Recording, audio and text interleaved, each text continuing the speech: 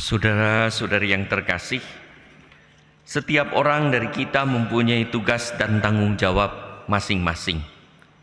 Ada orang yang merasa begitu berat memikulnya dan menganggap sebagai beban. Ada juga orang yang merasa ringan dan dengan riang mewujudkan tugas dan tanggung jawabnya sebagai perwujudan dari kasih teristimewa pada orang-orang yang berada di bawah tanggung jawabnya. Maka baginya kesulitan bahkan kesakitan bukanlah beban yang berat, tetapi korban syukur karena boleh mewujudkan kasih pada orang-orang yang dicintainya yang berada di bawah tugas dan tanggung jawabnya. Misalnya orang tua dengan senang sekalipun berat bekerja keras untuk anak-anaknya. Baginya tugas dan tanggung jawab adalah apa yang pas dan pantas dipikulnya sebagai bagian dari komitmen hidupnya dan perwujudan iman akan Allah yang mempercayakan peran, tugas dan fungsi serta posisi tertentu dalam kehidupan ini. Itulah kuk gandar, yaitu tugas dan tanggung jawab yang pas dan pantas yang Tuhan sediakan bagi setiap orang, hingga orang pun menjalankannya dengan sukarela dan sukacita. Allah memberikan tugas dan tanggung jawab kepada orang, setiap kita, tidak lebih dari kekuatan kita. Allah sungguh mengenal betul dan memberikan apa yang pas dan pantas untuk kita. Sayangnya ada orang yang malah terbeban oleh tugas dan tanggung jawabnya hingga stres, pusing, bahkan gila. Merasa beban hingga terasa makin berat karena ditambah dengan hati yang penuh penyesalan bahkan kemarahan. Saudara-saudari yang terkasih, seorang pastor di India pernah bercerita bahwa pada suatu hari ada seorang anak kecil yang berusia sekitar 6 tahun menggendong adiknya yang sekitar 2 tahunan tetapi gemuk. Seorang bapak merasa kasihan pada anak yang menggendong adiknya itu dan berkata, "Nak, mengapa engkau memikul beban seberat ini?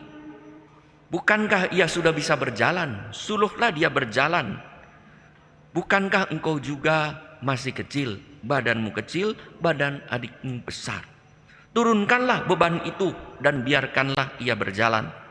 Anak itu menjawab, "Maaf Bapak, ini bukan beban, tapi ini adalah adikku." Saudara-saudari yang terkasih, itulah kiranya momen saat Yesus memanggul salib yang berat. Yesus tidak menurunkan salibnya yang berat dan tidak menganggapnya sebagai beban, tetapi memikulnya sampai ke bukit Golgota karena salib bukanlah beban yang berat baginya, tetapi korban syukur pada Allah yang menyelamatkan manusia. Bacaan pertama hari ini berbicara tentang seorang raja damai yang menaiki menunggangi keledai beban. Saya pernah melihat satu ilustrasi yang menggambarkan bagaimana keledai tidak mengenal Yesus yang akan menaikinya memasuki kota Yerusalem.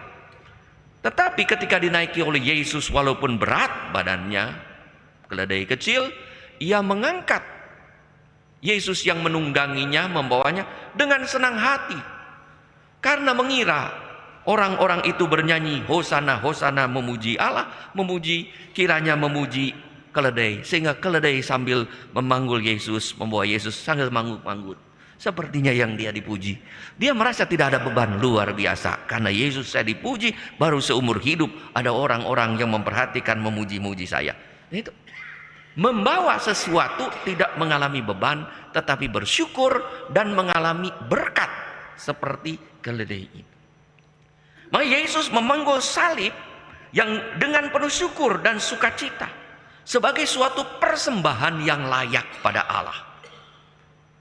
Saat menyaksikan begitu banyak orang mengalami hidup terbebani oleh tugas dan tanggung jawabnya sendiri, bahkan seringkali lebih terbebani oleh apa apa yang bukan menjadi tanggung jawabnya, tetapi justru membebani hidupnya, Yesus mengajak kita untuk datang kepadanya dan belajar darinya bagaimana ia sendiri dengan lemah lembut dan rendah hati tampil sebagai raja pembawa damai yang memikul salib, bukan sebagai beban tetapi korban syukur yang hanya dapat dipahami oleh orang-orang kecil, yaitu mereka yang hatinya dan budinya terbuka pada karya Roh Kudus, pada pewartaan Tuhan sendiri. Yesus memanggil kita untuk mengemban suatu perutusan tertentu yang unik bagi kita masing-masing. Ibarat menempatkan kuk atau gandar yang cocok, yang dibuat secara khusus, customized untuk masing-masing, bagaikan palang kayu yang dipasang pada leher atau tengkuk hewan menarik. Bisa lembu, bisa kerbau atau sapi. Alat ini berfungsi untuk menyatukan 2 ekor hewan penarik agar mereka dapat berjalan bersama-sama dan membagi beban berat saat menarik bajak atau gerobak.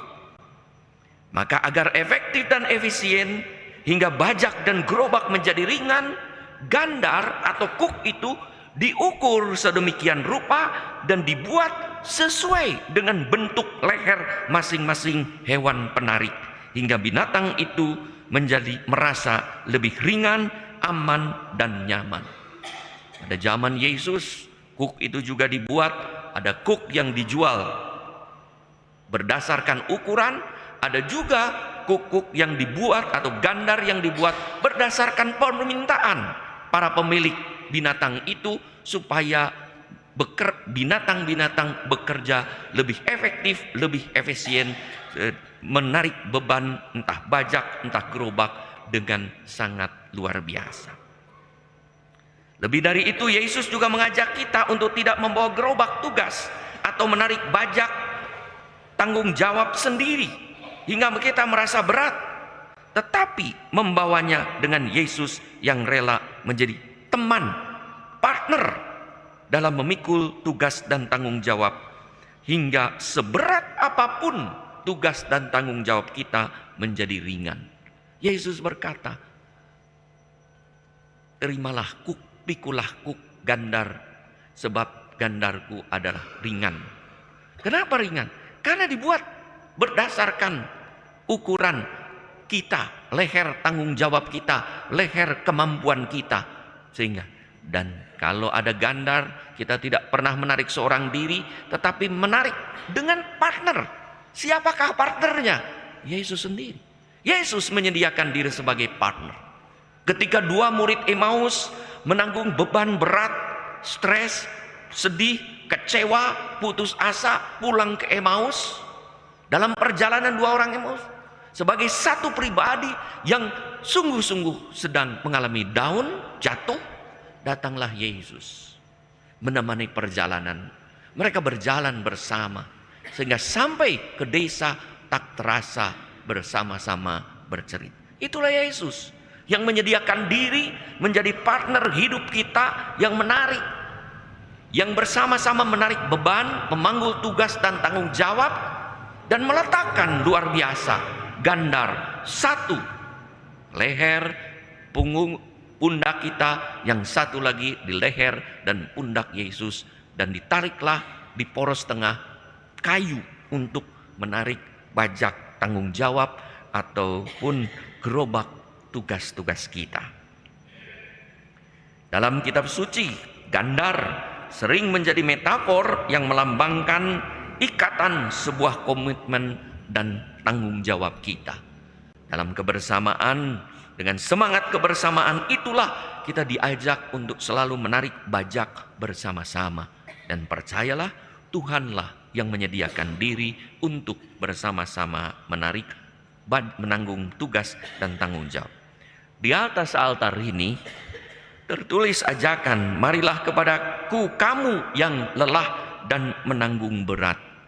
Yang mengundang kita untuk mempersilahkan Yesus menjadi rekan perjalanan dalam memikul tugas dan tanggung jawab, serta mewujudkan iman dan komitmen sehingga seberat apapun tugas dan tanggung jawab itu, kita panggul dengan penuh sukarela dan sukacita sebagai kurban syukur kepada Allah.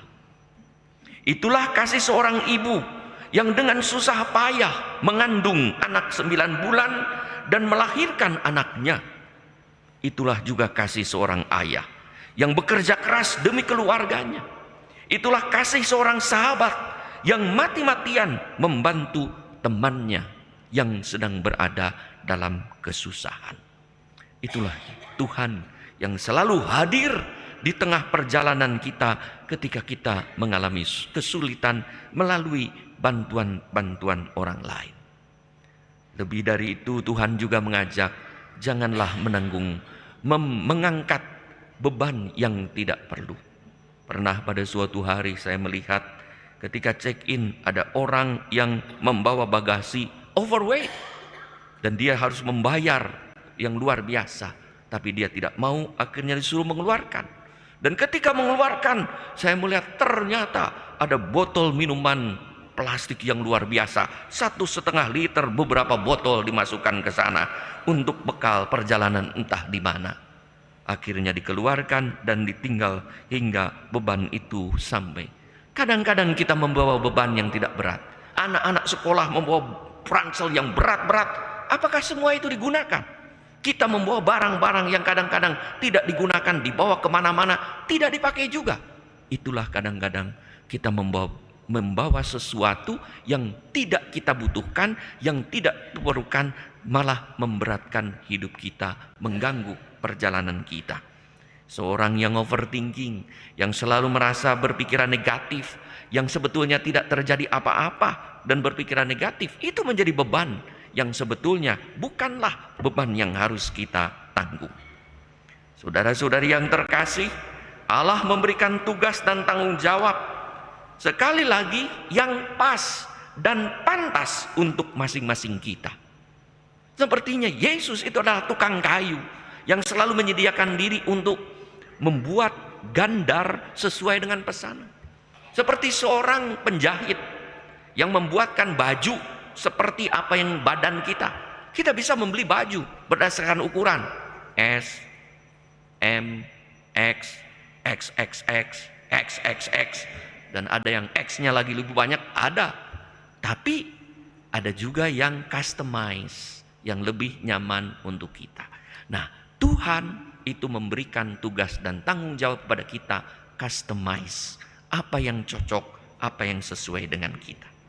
Saat kita memikul tugas dan tanggung jawab bersama Yesus yang bersedia menjadi rekan perjalanan hidup kita, dan dengan menggunakan cara pandang Yesus yang lemah lembut dan rendah hati, membiarkan Roh Allah bekerja, bagaimana Ia memanggul salib yang berat, kita pun akan menunaikan tugas dan tanggung jawab kita dengan sukarela dan sukacita, karena setiap karya dan kerja keras dalam mewujudkan tugas dan tanggung jawab yang dipercayakan kepada kita ternyata adalah sebuah korban syukur kepada Allah dan anugerah yang pantas kita syukuri karena Allah mempercayakannya kepada kita. Mari kita persilahkan datang kepada Yesus yang mengundang kita untuk menjadikan Yesus partner hidup dan menggunakan cara pandang Yesus dalam menunaikan tugas dan tanggung jawab. Sehingga setiap tugas dan tanggung jawab kita wujudkan dengan penuh sukacita. Bukan sebagai beban, tetapi sebagai korban syukur pada Allah.